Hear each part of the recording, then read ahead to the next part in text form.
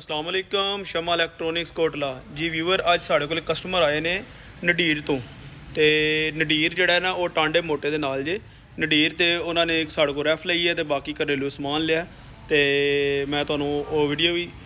share ਕਰ ਦੇਣਾ ਤੇ ਬਹੁਤ ਅੱਛਾ ਰਿਸਪਾਂਸ ਲੱਭ ਰਿਹਾ ਜੇਜ਼ ਦਾ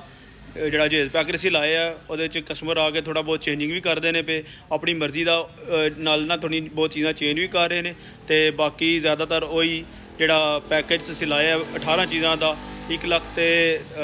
45,000 ਰੁਪਏ ਵਿੱਚ